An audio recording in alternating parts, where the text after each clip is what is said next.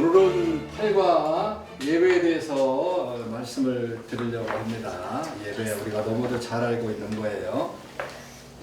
우리 신앙생활이라는 말은 포괄적인 그런 의미로 이야기를 합니다. 신앙생활. 그럼 신앙생활 안에는 뭐 예배생활, 기도생활, 전도생활, 뭐 헌금생활 모든 것들이 다 들어가 있어요. 이 신앙생활이라는 것은 하나님을 나의 주인으로 모시고 천국에 가는 그날까지 하나님의 영광을 위해서 드려지는 모든 것을 말한다 라고 그렇게 이야기할 수 있는 것입니다. 그래서 대표적인 것으로 이 신앙생활에는 예배생활, 그리고 기도생활, 공동체 생활, 전도생활 등등이라고 그렇게 말할 수 있겠죠. 그럼 먼저 예배에 대해서 우리가 좀 생각을 해보면 예배는 아주 기초적인 것이고 참 중요한 거예요. 예배란 무엇인가? 예배는 신앙생활에서 제일 기초적인 중요한 것입니다. 이거를 기초라고 말했어요. 기초가 없는 것은 모든 것 다 무너지는 거예요. 그러니까 예배의 시작은, 신앙생활의 시작은 예배부터 시작이 되는 거다. 그러니까 이제 오늘은 이제 예배에 대해서 이렇게 말씀을 드릴 때, 우리 직분을 가지기 위해서 이 자리에 모인 그런 분들이 정말 예배에 소홀하지 아니하고 예배를 철저히 드리면서 신앙생활하는 그런 다짐이 되시기를 바랍니다. 분명히 기초라고 말했기 때문에 예배가 소홀하게 되면 모든 생활 가운데 다 소홀하게 되는 거예요. 그래서 예배를 철저히 드리는 생활이 되어야 된다라고 하는 것이죠. 그래서 우리의 삶은 철저히 예배자로서 삶이라 할 수 있는 것이기 때문에 우리는 이 세상에서 하나님을 예배하며 살다가 저 천국 가서는 영원한 예배를 드리는 그런 삶을 살게 된다라고 하는 거죠. 계시록 4장 10절로 11절에 보니까 24장로들이 보호자에 앉으신 이 앞에 엎드려 세세토록 사시는 이에게 경배하고, 경배가 예배잖아요. 자기의 면류관을 보호자 앞에 던지며 가로되 우리 주 하나님이여 영광과 존귀와 능력을 받으신 것이 합당하오니 라고 그렇게 말했어요. 그래서 예배는 기초이고 예배는 이 땅에서 필요한 것이고 또 저 하늘나라에서도 필요한 것이다 라고 하는 것입니다. 먼저 그러면 예배를 정확히 하려면 예배의 뜻이 어떤 것인가? 예배의 뜻이 무엇인가? 예배의 뜻은 첫째로 경배한다는 뜻입니다. 경배한다. 예배는 어떤 대상의 존엄성과 가치를 인정하고 숭배하고 존경한다고 하는 것을 말하고 있어요. 그래서 오직 하나님께만 경배의 대상이 될 것인데 시편 138편 2절에 보니까 내가 주의 성전을 향하여 경배하며 주의 인자하심과 성실함으로 인하여 주의 이름에 감사하리니 이는 주께서 주의 말씀을 주의 모든 이름에 높게 하셨느니라. 예배를 뜻하는 그런 영어 성경을 보게 되면 이 워십이라고 하는 그런 말로 하고 있어요. 워십이라고 하는 이 말 안에는 가치를 돌린다, 숭배를 한다, 인정한다 라고 하는 그런 의미가 포함되어 있습니다. 그래서 성경이 증거하는 예배의 첫 번째 의미는 하나님을 나의 정성과 사랑을 받으실 대상으로 숭배하고 인정하는 것이라고 그렇게 말할 수 있죠. 다시 말하면 모든 것 위에 경배할 대상은 오직 하나님뿐이시다 라고 하는 것을 확실하게 인정하고 그의 합당한 영광을 돌리는 것이 바로 예배다 라고 하는 것입니다. 그래서 예배가 얼마나 중요한 것인가. 두 번째는 섬긴다라고 하는 뜻을 가지고 있어요. 섬긴다라고 하는 그런 뜻을 가지고 있습니다. 예배는 오직 하나님만을 모든 것의 왕과 주인으로 섬기는 자발적인 신앙, 그런 고백적 의미를 가지고 있다. 마태복음 4장 10절에 보니까 사단아 물러가라 다만 그를 섬기라 하였느니라 라고 하는 그런 말을 했어요. 오직 그분만 섬기는 것, 바로 섬긴다. 예수님께서 40일 금식을 하실 때 사단의 유혹이 있었습니다. 그때 사단에게 하신 말씀이 다만 그를 섬기라고 하는 그런 말씀을 하셨어요. 그래서 이 선언은 사단의 끈질긴 유혹과 해유에 대해서 최후로 선언한 그런 말씀이 바로 그것입니다. 다만 그를 섬겨라. 그래서 예배라고 하는 것은 섬기는 것이다. 예배의 참된 의미는 성경은 섬기는 것이라고 그렇게 말하는데, 이 섬김은 자발적인 섬김을 이야기하는 겁니다. 그럴 때 온전한 예배가 되게 되는 거죠. 세 번째는 드린다고 하는 뜻을 가지고 있어요. 드린다. 드린다. 우리는 예배를 본다고 하는 말 그렇게 많이 쓰잖아요. 예배를 본다, 예배를 드린다 라고 하는데, 이 본다라고 하는 말은 별로 좋은 말이 아닙니다. 그래서 예배를 드린다고 해야 돼요. 본다고 하는 것은 예배의 깊이가 없고, 본다고 하는 것은 뭔가 설령 뭔가 깊이가 들어가질 않아. 눈으로만 겉으로만 보는 것처럼 느껴집니다. 그래서 드린다고 하는 그런 말을 꼭 사용하기를 바랍니다. 그래서 드린다고 하는 것은 예배의 본질을 나타내는 그런 말이에요. 그리고 역대상 16장 29절에 보니까 예물을 가지고 그 앞에 갈지어다. 아름답고 거룩한 것으로 여호와께 경배할지어다. 고린도후서 8장 5절 우리의 바라던 것뿐 아니라 저희가 먼저 자신을 주께 드리고 또 하나님 뜻을 조차 우리에게 주셨도다 라고 그렇게 말했어요. 그래서 예배는 우리의 모든 것을 드리는 것입니다. 몸도 마음도 물질도 하나님께 드리는 것이에요. 그러므로 예배는 헌신이라고 하는 그런 말로 표현할 수도 있어요. 구약에서는 죄인된 인생이 하나님께 나아가려면 제물이 필요했어요. 제사장들을 통해서 희생의 제물을 드려야만 하나님께 예배를 드릴 자격을 얻었던 겁니다. 또 죄를 사하여 주신 그 은혜에 대한 답례로 여러 가지 제물을 드렸습니다. 신약에서는 그리스도께서 우리를 대신해서 몸과 생명을 속죄 제물로 단번에 드리심으로 말미암아 우리가 값없이 온전히 예배를 드릴 수 있는 자격을 드렸습니다. 그래서 우리는 몸과 마음을 하나님께 드리면 되는 것입니다. 그리고 이제 네 번째는 순복하다는 뜻이 있어요. 네 번째는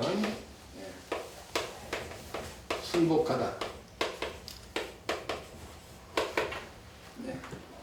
순복하다는 것은 하나님의 주권과 그 뜻에 대해 전적으로 인정하는 행위를 말하고 있는 겁니다. 마치 노예나 신하가 주인이나 왕 앞에서 머리를 땅에 대고 순복하는 자세를 가지게 되는데, 노예나 신하나 이런 사람들은 주인이나 왕에게 그냥 강제적인 그런 무릎을 꿇을 수도 있지만, 이건 순복한다고 하는 이 뜻은 절대 그런 게 아니에요. 이것은 자신 스스로 우러나서 하는 것입니다. 그게 다른 거죠. 시편 95편 6절에 보니까 오라 우리가 굽혀 경배하며 우리를 지으신 여호와 앞에 무릎을 꿇자. 야고보서 4장 7절 그런즉 너희는 하나님께 순복할지어다 마귀를 대적하라 그리하면 너희를 피하리라. 사무엘상 15장 22절 여호와께서 번제와 다른 제사를 그 목소리로 순종하는 것을 좋아하신 같이 좋아하시겠나이까. 예배는 자신의 모든 것을 하나님께 순복하는 것이죠. 순복하되 성경에 계시된 하나님의 뜻에 아멘으로 순복을 한다라고 하는 것이죠. 자, 이제 세 번째는 예배 생활이 주는 유익에 대해서 말씀드리려고 합니다.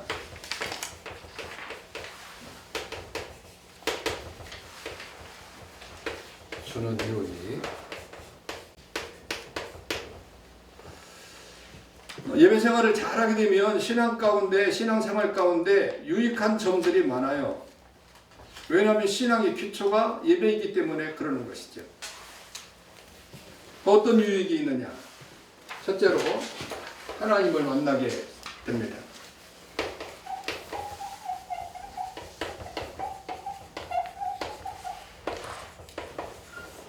하나님을 만나게 된다. 하나님은 어떠한 죄인이라도 다 하나님 앞에 나와서 예배드리면 그들을 만나주신다고 분명히 말했습니다. 그러므로 예배는 하나님과의 그 만남의 교제를 이룰 수 있다는 것에 대해서 신앙생활에 매우 유익한 겁니다. 그러니까 여러분들이 교회를 왜 옵니까? 하나님을 만나라. 하나님 만나서 예배드리기 위해서. 요한복음 4장 23절 아버지께서 참으로 예배하는 자들을 찾은다 그렇게 말했어요. 그래서 신령과 진정으로 예배할 때가 오나니 곧 이때라. 아버지께서는 이렇게 자기에게 예배하는 자들을 찾으시느니라. 찾아서 우리가 하나님 앞에 나옵니다. 그래서 만나게 되는 겁니다. 마태복음 18장 20절 두세 사람이 내 이름으로 모인 것에 나도 그들 중에 있느니라. 만나겠다고 하는 거예요. 그래서 예배를 통해서 인간은 하나님을 만날 수 있는 그런 유익이 있게 됩니다.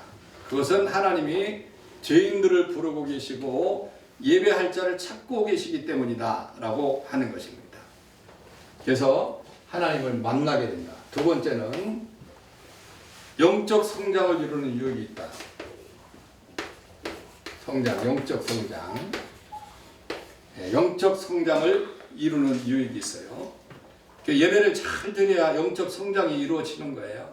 하나님의 말씀을 듣고 다시 말하면 진리 안에서 성장하는 것을 가리키는 것인데 그러므로 예배 가운데 말씀을 증거함으로 말씀을 듣는 가운데 영적 성장이 이루어지게 되는 거예요. 그래서 말씀을 하루하루 더 듣고 읽고 그럴 때마다 성장이 이루어지게 되는 거죠. 역대하 34장 19절 왕이 율법의 말씀을 듣자 곧 자기 옷을 찢었더라. 예? 자기의 잘못을 알았단 말이죠.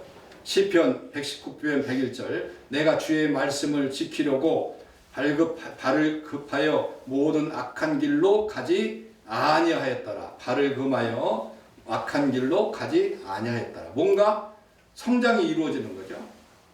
에베소 4장 13절 우리가 다 하나님의 아들을 믿는 것과 아는 일에 하나가 되어 온전한 사람을 이루어 그리스도의 장성한 분량에 충만한 데까지 이르리니. 믿음 안에서 들어온 성도는 그리스도를 더욱 깊이 아는 일에 우리가 힘써야 되는 이유가 뭐냐? 내 자신의 성장이 이루어지니까. 이것은 그리스도 안에서 영적인 사람으로 성장하는 것이니까 우리는 예배를 잘 드려야 됩니다. 그래서 예배 생활을 주는 유익이 내 자신의 영적 성장을 이루기 위한 것이다. 세 번째는 성도들의 교제에 유익하다.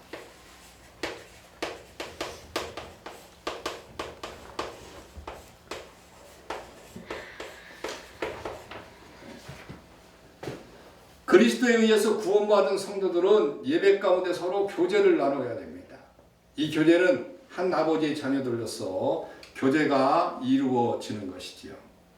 근데 요즘은 이 영적 교제가 참 제대로 이루어지지 않습니다. 생활이 너무들 바쁘고 직장 다니고 뭐 하다 보니까 이런 것들이 제대로 이루어지질 않는 거예요. 안타까운 거죠.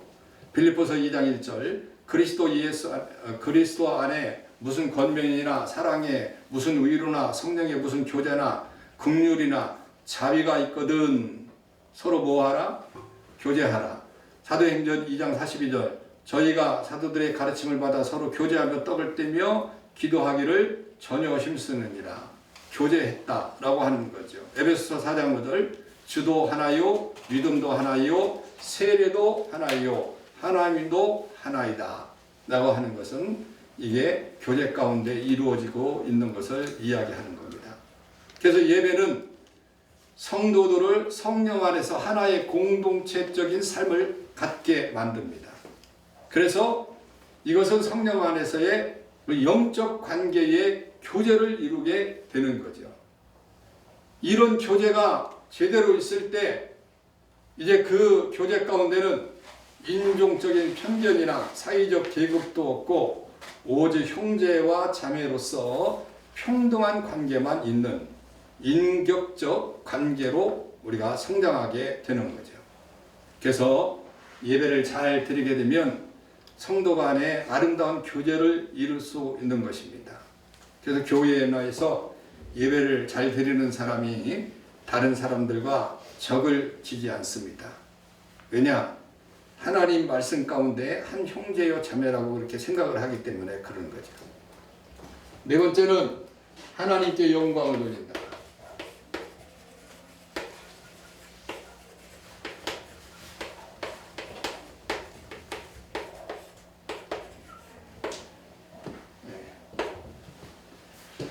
예배를 통해서 죄인이 새 사람이 되고 그리스도 안에서 하나님의 형상으로 성장해 가면서 성령 안에서 형제 자매로 한 공동체적 유대를 형성해 가는 것은 예배를 통해서 가능하다. 이것은 하나님의 마음입니다. 이것은 하나님의 구원사역이 목적하는 바이고 그것 자체가 하나님께 영광을 올려드리는 거예요. 예배를 통해서 하나님이 영광을 받으신다라고 하는 사실을 우리 너무도 잘 알고 있어요. 그래서 내가 주일날 혹은 셀 모임이든 뭘 가서 예배를 드리면 그 모든 것을 통해서 하나님은 반드시 영광을 받으시게 되어 있어요. 로마서 11장 36절 이는 만물이 주에게서 나오고 주로 말미암고 주에게로 돌아갑니다. 영광이 그에게 세세히 있으리로다.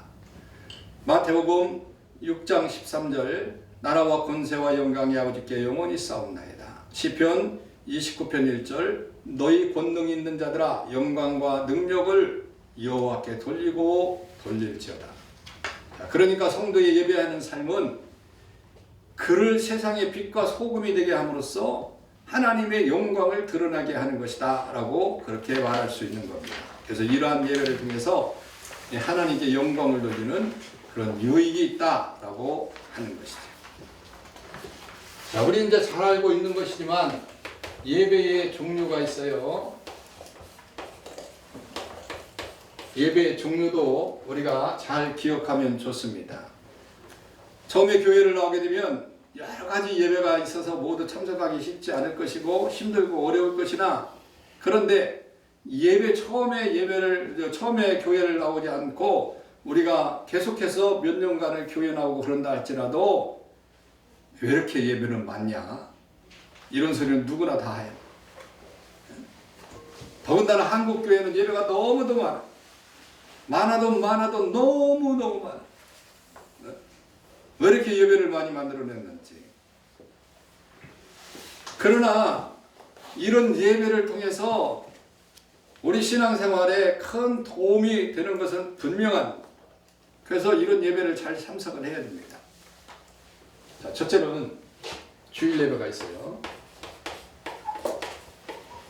주일 예배는 이건 아까 기초라고 말했어요. 기초. 페이지 기초입니다.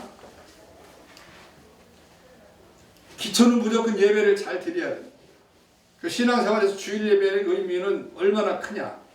이건 주일 예배 없으면 이건 신앙도 없는 것이고 구원도 없는 것이고 없는 거예요. 주일 예배를 빠지면 절대 안 되는 겁니다. 이제는 여러분들 주일 예배에 빠질 거 생각도 하지 마요. 꿈도 꾸지 말고 죽어도 나는 주일 예배는 교회 와서 예배를 드린다. 예. 안타까운 것은 우리 직분자들이 주일 예배도 빠지고 그러니까 참 답답하고 막 어떻게 할 길이 없어. 그러니까 이제는 안 되는 거예요. 다음 주 빠져도 안 되고 그 다음 주는 절대 또 빠져서 안 되고 16일 날 임직해야 되니까 절대 빠지면 안 돼. 이건 몇 번을 강조해도 이게 안 돼. 자기 뭔 일들이 있으면 그냥 간다고 하는데 뭐 어떻게 할 길이 없어요. 김태연이가 노래를 불렀는데 가야 한대요 하는 그런 노래 있죠. 간대요 뭐 그래가면서 부르는 노래. 나한테 와가지고 간대요 주일날 어디 간대요. 아이고 할 말이 없어요. 할 말이 없어요. 이제는 안 돼요. 안 됩니다. 출애굽기 20장 8절에 보면 안식일을 기억하여 거룩히 지키라. 사도행전 20장 7절 안식 후 첫날에 우리가 떡을 떼려 하여 모였더니 하나님께서는 안식일에 대해서 거룩하게 지킬 것을 명하셨어요. 그러므로 성도는 주일날에 교회 나와서 예배드리는 것은 하나님 말씀에 순종하는 것입니다. 그래서 우리가 여기서 잠깐 이 안식일에 대해서 지금 이야기를 하게 되면 구약에서는 토요일날 안식일을 지켰잖아요. 그 토요일날. 그러나 지금에 와서는 주일날, 다시 말하면 안식 후 첫날, 일요일날 주의 날로 지키고 있습니다. 그 이유가 뭐냐? 예수 그리스도께서 십자가에서 죽으시고 부활하신 날이 안식 후 첫날입니다. 마태복음 28장에 보면. 그래서 예수 그리스도의 이 부활은 구약 교회가 안식일에 두던 비중을 이제 신약 교회로 하여금 주의 날로 그 비중을 바꿔놓은 계기가 되었어요. 그것은 그리스도의 대속적 죽음으로 완성될 구약적 예배가 이제는 다 완성이 됐고 그 신약교회의 예배가 시작이 되었다라고 하는 그런 의미를 함축하고 있다라고 하는 것입니다. 사도행전 20장 7절에 보면 안식 후 첫날에 우리가 떡을 떼려 하여 모였더니 바울이 이튿날 떠나고자 하여 저희에게 강론할세 말을 밤중까지 계속하매라고 하여서 부활을 생각하면서 자연스럽게 성도들이 모이게 되었다라고 하는 것이죠. 왜냐하면 과거의 그 안식일에는 제물을 바쳐서 드리고 그런 것을 했는데 이제는 그렇게 예루살렘으로 가야 될 이유가 없고 성전으로 가야 될 이유가 없고 내가 모이는 곳에서 하나님 앞에 예배하는 그런 예배날로 바뀌었는데 그것이 안식 후 첫날로 바뀌었다. 요한복음 4장 23절 아버지께 참으로 예배하는 자들은 신령과 진정으로 예배할 때가 오느니 곧 이때라. 아버지께서는 이렇게 자기에게 예배하는 자를 찾으시리라. 이 구약적 교회가 신학적 교회로 바뀌어질 것을 예언하신 말씀이 바로 그 말씀입니다. 그래서 신학 교회들은 안식 후 첫날, 다시 말하면 주의 날에 모여서 신학적 예배를 신령과 진정으로 드리게 되었습니다. 이러한 이유로 인해서 현대의 주일 개념은 일요일로 그렇게 바뀌게 된 거죠. 그래서 우리가 주일에 대한 그런 개념을 잘 알아야 됩니다. 좋아요? 두 번째는 주일 찬양 예배가 있습니다. 주일 찬양 예배는 이제 저녁에 드렸어요. 보통 저녁에 하나님을 예배하는 날은 주일에 저녁까지 예배를 드리는 일은 성도가 정성이라는 차원을 넘어서 성경의 명령이고 교회 본연의 의무라고 하지 않을 수가 없습니다. 시편 42편 8절에 보면 낮에는 여호와께서 그의 인자하심을 베풀고 밤에는 그 찬송이 내게 있어 생명의 하나님께 기도하니로다. 이 시편 기자는 온 하루를 하나님께 드릴 것을 말씀하고 있는 것입니다. 이것은 하나님의 은총이 밤낮으로 풍성하게 베풀어지기 때문에 그런 거죠. 그런데 물론 하나님의 이 은혜는 뭐 주일날만 그렇게 임하는 것은 아니고 평일날도 아침부터 저녁까지 그렇게 뭐 임하게 되는 것이지만 여하튼 주일 저녁까지 드리는 예배를 통해서 우리는 저 천국에서 행하실 영원한 그 예배의 삶의 모형을 우리가 맛볼 수 있다.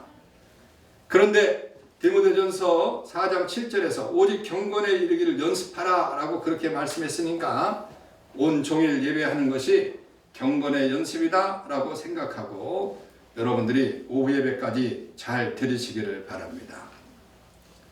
현대는 저녁 예배가 이제 거의 다 없어졌어요. 교회들이 참 많이 이제 없어졌습니다. 시골도 낮에 예배를 드리더라고요, 보니까. 과거에는 시골만큼은 낮에 농사를 져야 되니까 밤에 모여서 예배를 드린다라고 하는 그런 생각을 가지고 저녁에 드렸는데, 요즘은 시골도 이제 낮에 드리더라고요. 그런데 낮에 드린다고 해서 그 행위가 나쁘다고는 볼 수 없어요. 온전한 하나님께 드린다고 하는 그런 의미를 보면 저녁 찬양 예배를 드리는 것이 더욱 신앙생활에 유익하리라 생각되지만, 그러나 우리가 날이라고 해서 주일날만 날이 아니거든요. 평상시에도 늘 아침부터 저녁까지 정말 예배하는 그런 삶으로 사는 것, 이것이 정말 중요하다는 것을 깨닫게 되는 것입니다. 그래서 물론 현대인들의 그 예배가 이제 뭐 멀리서도 오고, 옛날에는 뭐 그 주변 가운데 다 영역이 다 그렇게 되어 있으니까 그렇게 모일 수도 있었지만, 멀리서도 오고 차 타고 다니기도 하고 뭐 이러다 보니까 일찍 드리고 또 가게 되는데, 다시 또 올 수가 없으니까 다시 오면 우리도 그렇게 생각을 했어요. 주일날 2시 드리지 말고 저녁 예배를 드릴까 생각을 많이 했습니다. 그런데 절대 안 올 것 같아. 내가 믿음이 없어가지고 집에 가서 옷 벗으면 안 올 것 같아가지고 그냥 2시에 예배를 드리고 있습니다.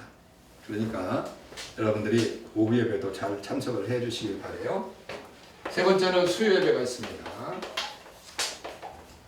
우리 수요 예배가 없어졌어요. 목사가 믿음이 없어서 수요 예배를 없앴어요. 이거 3일 기도회라고 그렇게 얘기를 했습니다. 우리나라에서 참 우리나라만 독특하게 있는 그런 예배인데, 이 선교사들이 들어와가지고 월요일날부터 주일날까지 기간이 길다 보니까 이 우리나라 사람들이 그때 그냥 노세 젊어서 노세, 늙어지면 못 노나니 술 마시고 맨날 놀고 막 그러는 겁니다. 그러니까 안 되겠다. 너무 긴 시간을 내둬서는 안 되겠다. 그래서 수요일 날 다시 한번 모여서 예배를 드리기 시작한 게 수요 예배. 그때는 수요 예배라고 안 하고 3일 기도회라고 그렇게 했어요. 예배는 우리 한국 고유의 특이한 전통으로 이어지는 그런 예배입니다. 수요 예배는 은혜 받는 사람들이 일주일 동안 예배를 기다리는 것이 너무 지루하기 때문에 이제 그렇게 만들어진 그런 예배입니다. 그래서 이런 예배 때는 이제 와서 성경 공부도 하고 또 교제도 하고 전도도 하고 그렇게 하게 됩니다. 그리고 네 번째는 금요 예배예요. 금요 예배는 예수님께서 십자가에 못 박혀 돌아가신 것을 생각하면서 금요일 날 돌아가셨잖아요. 그래서 그것을 기억하면서 모이기 시작을 했습니다. 큰 고뇌가 있을 때 예배를 드리기도 하는 금요 심야 예배, 그리고 어떤 큰 문제가 있을 때 드리는 그런 심야 예배, 요즘 심야 예배로 바뀌었는데, 과거에는 여러분들도 그런 신앙생활 했을 거예요. 밤 11시부터 새벽 4시까지 그렇게 여러분들 기도하지 않았어요? 그렇게 하신 분 한번 손 들어봐 봐요. 그때 이시다 집사님 한번. 야, 그때는 통행금지가 있었잖아요. 그러니까 11시 딱 가면 새벽 4시까지 못 나와. 죽어도 거기서 기도하고 북치고 장구치고 기도하고 참 그랬습니다. 그게 철야 예배입니다. 지금은 그냥 심야 예배로 바뀌었어요. 그냥 저녁에 잠깐 드려지는 그런 예배로 바뀌었는데, 자, 그때 은혜가 많이 있어서 우리 교회 초창기 때 한번 해봤는데 아이고 쉽지가 않읍디다. 많이 했는데 그때 여러분들도 했을 거예요. 밤에 2시까지 이렇게 기도하고 그러는데 쉽지가 않았어요. 그래도 그런 가운데 은혜가 있는 금요 심야 예배, 우리 영성을 위해서는 이 예배만큼은 끝까지 지켜야 돼요. 주일 예배와 금요 심야 예배만큼은 끝까지 지켜야 돼요. 그래서 내가 다른 곳에 개척을 만약에 한다 그러면 이거 2개만 할 거예요. 이렇게 2개만. 좋죠? 여러분들 얼른 따라와요. 네. 내가 다른 데 개척한다면 이렇게 2개만 할 거니까 금요 예배하고 주일 예배만. 그러면 무조건 두말할 것 없이 나를 따라와서 같이 멤버로 그렇게.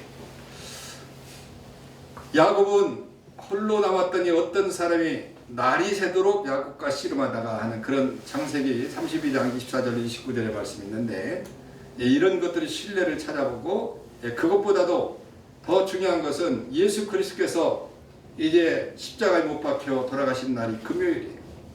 그래서 제자들이 그때 모여서 그걸 기념하면서 예배를 드린 것이 금요 예배가 된다라고 하는 사실을 기억하시기를 바랍니다. 그 다음에 새벽 예배죠. 아이고 정말 힘들고 어려운 새벽 예배. 누가 새벽 예배를 만들어서 그렇다고 그랬잖아요. 어떤 사람이 그랬다. 어떤 님이 새벽 예배를 만들어 가지고 이렇게 힘들고 어렵게 만들었냐, 그런 얘기를 했다는 거예요. 그런데 새벽 예배 우리나라 특유의 좀 예배입니다만은 뭐 다른 데 새벽 예배 드리는 데가 없어요.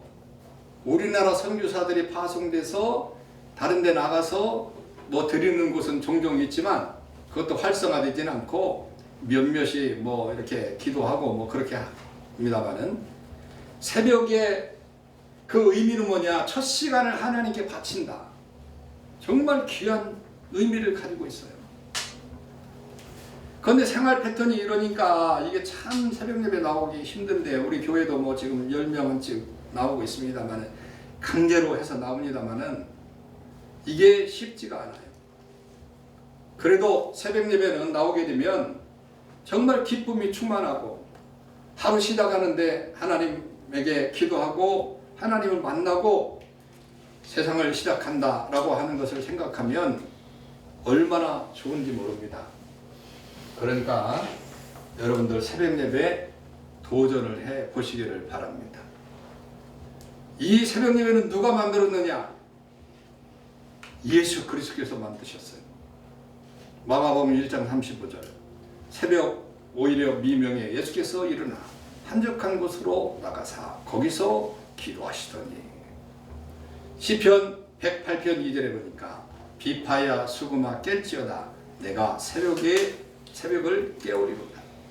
한국교회 성장에 이 새벽 예배에 사실은 있었습니다.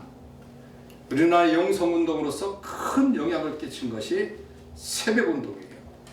그래서 새벽에 놓으시는 하나님의 은혜를 체험한 그런 것이죠. 우리나라에서 새벽 기도를 맡는 것은 길선조 목사님이십니다. 길선조 목사님이 새벽 예배를 드리기 시작했어요. 그래서 새벽 예배가 시작이 됐습니다. 근본적으로는 주님이 만드셨고, 우리나라의 새벽 예배는 길선조 목사님이 만드셨어요. 그 새벽 예배에 나오기 싫으면은 욕을 하려면 길선조 목사님을 하시면 됩니다. 자, 6번째는 셀 모임. 요새는 셀 모임이라고 그러는데, 구역 예배. 현대로는 셀 모임이라고 그렇게 말하는데, 이 구역 예배는 예배 이상의 의미가 있습니다. 즉 구역 예배는 성도들끼리 깊이 교제를 할 수 있는 아주 좋은 그런 예배가 구역 예배예요. 출애굽기 18장 21절에 보면 그대는 또 온 백성 가운데 제덕이 겸비한 자 곧 하나님을 두려워하며 진실무망하며 불의한 일을 미워하는 자를 빼서 백성 위에 세워 천부장과 백부장과 50부장과 10부장을 삼아. 이게 바로 셀 모임의 시작입니다. 출애굽한 이스라엘 백성들이 모든 일을 한꺼번에 그 백성들의 모든 일들을 보아다 보니까 모세가 너무도 힘들고 어려운 겁니다. 그때 장인 이드로가 그렇게 얘기를 하죠. 왜 내가 그렇게 모든 것을 다 주관하고 그러냐? 내가 참으로 악하도다.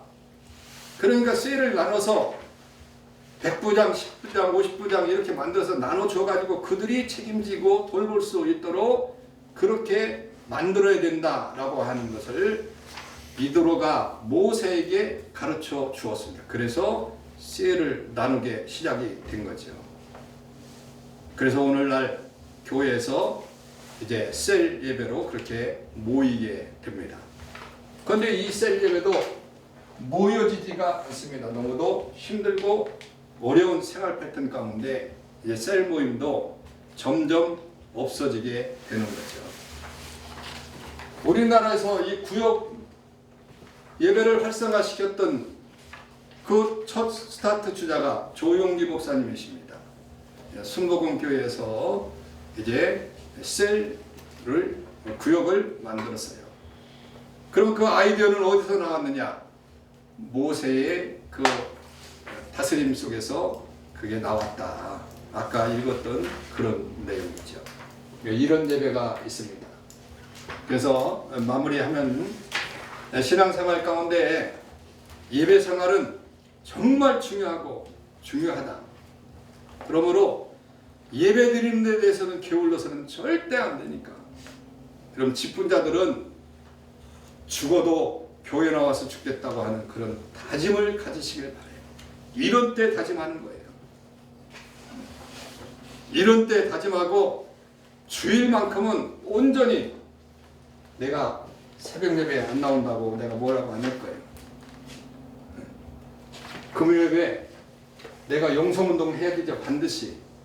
그래도 내가 안 나오면 내가 뭐라고 안 할 거예요. 그런데 주일 예배는 죽어도 나와야 돼요.